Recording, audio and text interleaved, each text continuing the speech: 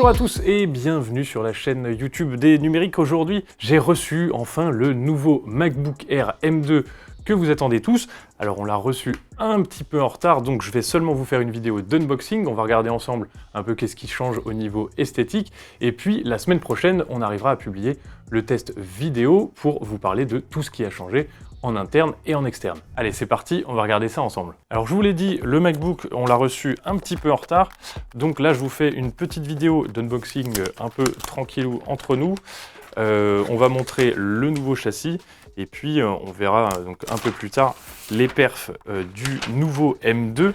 Alors nous, on a reçu un modèle un petit peu haut de gamme à 1850 € avec 8 cœurs CPU et 10 cœurs GPU, mais vous avez aussi la version de base à 1500 € qui a 8 cœurs CPU et 8 cœurs GPU. Alors au niveau des accessoires, ça change pas trop, quoique on a le retour du MagSafe comme sur les MacBook Pro 14 et 16. Et puis là, je crois que j'ai aussi, si j'arrive à le sortir, le nouveau chargeur à double entrée qui vous permettra de charger par exemple votre iPhone et le MacBook en même temps, si vous le souhaitez. J'ai tout déchiré. Voilà, donc vous voyez juste le petit chargeur à double entrée. Sinon, le design est tout comme avant. Et puis, on va regarder un peu plus en détail le châssis du MacBook en lui-même. Alors nous, on a reçu le MacBook en lumière stellaire, donc en fait c'est un doré champagne.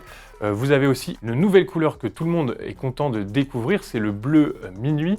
Et puis vous avez évidemment les couleurs classiques, le gris sidéral et l'argenté classique. Alors qu'est-ce qui a changé au niveau esthétique et extérieur?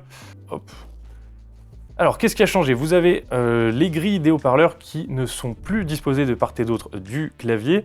On verra ça sur les tests audio, ce que ça change. Vous avez aussi, on va le voir, les bordures qui sont beaucoup plus fines. Et puis, l'encoche qui est maintenant disposée autour de la webcam, comme sur les MacBook Pro 14 et 16. Et l'écran qui passe d'une taille de 13,3 pouces à 13,6 pouces, donc avec légèrement plus de hauteur de pixels.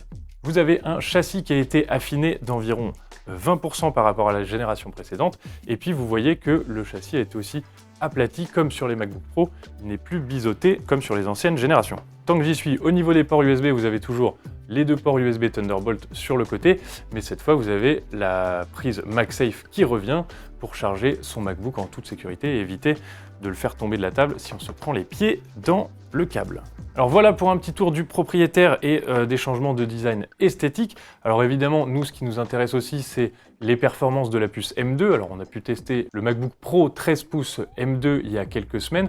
Les performances étaient clairement au rendez-vous. On espère que là, sans la ventilation, les performances seront également au rendez-vous.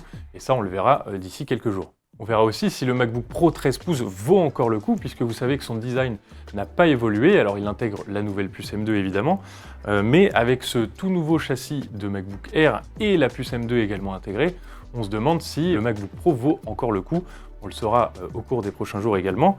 Se posera aussi la question de l'autonomie, puisque Apple vend son modèle Pro comme ayant plus d'autonomie et de meilleures performances grâce à la ventilation. On verra si le MacBook Air est effectivement moins performant sur ces deux questions.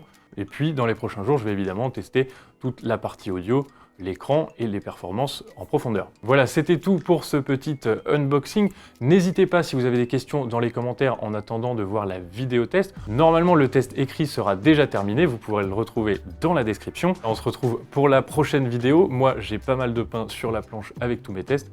À bientôt et à la prochaine.